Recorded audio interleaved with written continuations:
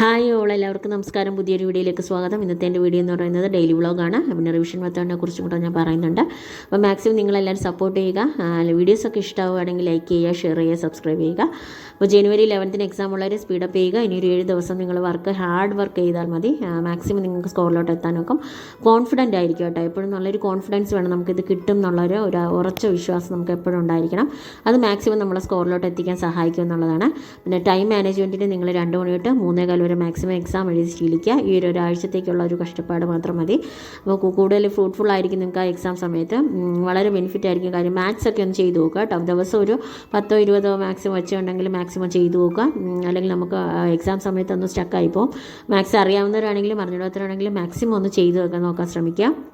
പിന്നെ time management വരുമ്പോഴത്തേക്ക് നമുക്ക് സ്റ്റേറ്റ്മെൻറ്റ് ക്വസ്റ്റ്യൻസൊക്കെ കറക്റ്റായിട്ട് വായിച്ചെടുക്കാനുള്ളൊരു ടൈമും കൂടെ നിങ്ങൾ മാനേജ് ചെയ്ത് കൊണ്ടുപോകാനായിട്ടാണ് ഈ സമയം എക്സാം വഴി ശീലിക്കുന്നത് നല്ലതായിരിക്കും. അപ്പം GK ആണെങ്കിൽ അങ്ങനെ പഠിക്കുക. നമ്മുടെ കൂടുതൽ കേരള ഫാക്ട് പഠിക്കുക. പിന്നെ കറണ്ട് അഫേഴ്സും കേരള ഫാക്ട്സ് ഒരുപാട് പഠിച്ച് തറവായിട്ട് തന്നെ പോവുക കേട്ടോ. പിന്നെ വീട്ടിലുള്ള ജോലികളൊക്കെ ആണെങ്കിൽ മാക്സിമം പെട്ടെന്ന് തീർക്കാൻ നോക്കുക. എത്ര ഒരു സമയം നിങ്ങൾ ഒന്ന് കാൽക്കുലേറ്റ് ചെയ്ത് വെക്കുമ്പോൾ നമുക്ക് ആ ഒരു സമയത്തിനുള്ളിൽ ഇത് തീർക്കാമെന്നുള്ളൊരു ചിന്ത വരും. മാക്സിമം നിങ്ങൾ സ്പീഡപ്പ് ചെയ്യുക. ഏതൊക്കെ കാര്യങ്ങളുണ്ടെന്നുള്ളത് ടു ഡു ലിസ്റ്റ് എഴുതി വെച്ചാലും മതി. മാക്സിമം ആ സമയത്തിനുള്ളിൽ തീർക്കാൻ വേണ്ടിയിട്ട് ഈ ഒരാഴ്ചയ്ക്കുള്ള ഒരു കഷ്ടപ്പാട് മാത്രമേ ഉള്ളൂ ഇനിയുള്ള എക്സാം എഴുതുന്നവർക്ക്.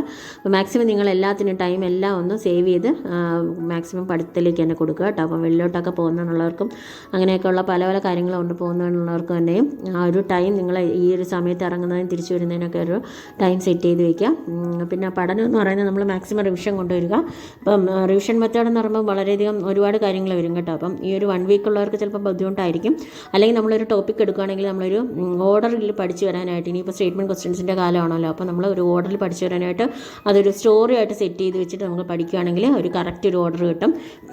പിന്നെ അതിനെക്കുറിച്ച് കൂടുതൽ നമ്മൾ തപ്പിത്തടയിൽ വരത്തില്ല. നമുക്ക് അവിടെയാണോ ഇവിടെയാണോ പോയിൻറ്റ്സ് എവിടെയാണെന്ന് കിട്ടണമെങ്കിൽ കറക്റ്റായിട്ടൊരു ഓർഡർ കിട്ടണമെങ്കിൽ നമുക്കൊരു കഥ പോലെ ഏതോ ഒരു സ്റ്റോറി പോലെ ആ ഒരു ടോപ്പിക്ക് പഠിച്ച് വെച്ചാൽ നമുക്ക് പെട്ടെന്ന് കിട്ടുന്നതായിരിക്കും. പിന്നെ ഉള്ളത് വിഷ്വലൈസേഷനാണ്. നമ്മളെ വിഷ്വൽ മെമ്മറിയാണ് കൂടുതൽ എഫക്റ്റീവ് ആയിട്ടുള്ളത്. അപ്പോൾ റീവിഷൻ ചെയ്യുമല്ലേ, അപ്പോൾ നമ്മൾ കൂടുതലും ആ ഒരു മെത്തേഡ് ഓർക്കുക. പിന്നെ നമ്മുടെ റിവിഷൻ മെത്തേഡിൽ റീകോളും കൊണ്ടുവരിക കേട്ടോ. നമ്മൾ പഠിച്ച കാര്യങ്ങൾ റിവിഷൻ ചെയ്യുന്നതിനേക്കാളും നമ്മൾ കണ്ട് വായിച്ച് നോക്കിയെടുക്കുന്നതിനേക്കാളും കൂടുതൽ നമ്മൾ റീകോളും കൂടെ കൊണ്ടുവരിക. മാക്സിമം നമ്മൾ റീകോളിന് സമയം കണ്ടെത്തുകയാണെങ്കിൽ നമുക്ക് കൂടുതൽ എഫക്റ്റീവ് ആയിരിക്കും എക്സാം സമയത്ത്. പിന്നെ ഉള്ളത് തന്നെ ഫ്ലോ ചാർട്ട് വരച്ച് നമുക്ക് എങ്ങനെയുള്ള നമ്മുടെ ഇഷ്ടത്തിനുള്ള, നമ്മുടെ സെൽഫ് സ്റ്റഡി ആയതുകൊണ്ട് നമ്മുടെ ഇഷ്ടത്തിനുള്ള പടങ്ങളൊക്കെ വരച്ച് മാർക്ക് ചെയ്ത് കുറച്ച് കളർ പെന്നൊക്കെ വെച്ച് കൊടുത്ത് നമുക്ക് ആ ഫ്ലോ ചാർട്ട് നമുക്ക് പെട്ടെന്ന് നമുക്ക് മെമ്മറിയിൽ നിൽക്കാൻ വേണ്ടിയിട്ട് ഫ്ലോ ചാർട്ട് ഒരുപാട് സഹായിക്കും. അങ്ങനെ ഒന്ന് നോക്കുക. പിന്നെ ഉള്ളത് ഡിസ്കസ് ചെയ്ത് പഠിക്കാം കേട്ടോ. നമ്മൾ ഇപ്പോൾ ഒരാളുമായിട്ട് ചേർന്നിരുന്നിട്ട്, ഇപ്പം വീട്ടിൽ വേറെ ആരും ഇല്ലെങ്കിൽ അമ്മയോട് അങ്ങനെ ആരാണോ നമുക്ക് കൂടെ ഉള്ളത് ഒരാളുമായിട്ട് ഒന്ന് ഡിസ്കസ് ചെയ്ത് പഠിക്കുമ്പോൾ നമുക്ക് കൂടുതൽ മെമ്മറൈസ് ചെയ്ത് നിൽക്കും.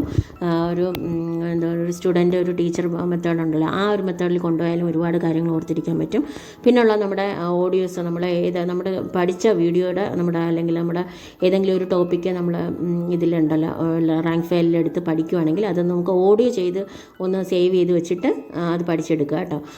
ഒരു റൗണ്ട് ഒന്ന് വായിച്ച് വെച്ചിട്ട് രണ്ടാമത്തെ തവണ നമുക്കിപ്പോൾ എത്ര തവണ വായിച്ചാലാണ് നമുക്ക് മെമ്മറി നിൽക്കുന്നത് വെച്ചാൽ അത്ര 1-2 തവണയൊക്കെയാണ് വായിച്ചിട്ട് അതൊന്ന് സേവ് ചെയ്ത് വയ്ക്കുക. നമുക്ക് പുറത്തോട്ട് പോകുമ്പോൾ നമുക്ക് അല്ലെങ്കിൽ അടുക്കളയിൽ എന്തെങ്കിലും ജോലിയുള്ള സമയത്ത് എപ്പോഴാണെങ്കിലും നമുക്ക് അതൊന്ന് കേട്ട് നോക്കാം.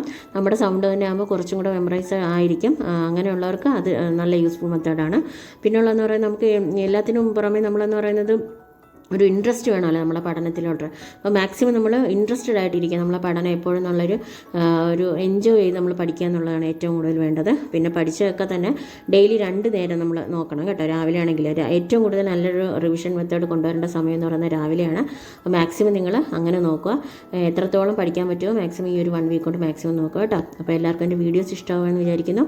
അപ്പം നാളെ നല്ലൊരു വീഡിയോ ആയിട്ട് കാണാം. എല്ലാവർക്കും ഓൾ ദി ബെസ്റ്റ്. നന്നായിട്ട് പഠിക്കുക, പ്രാർത്ഥിക്കുക. Okay, by.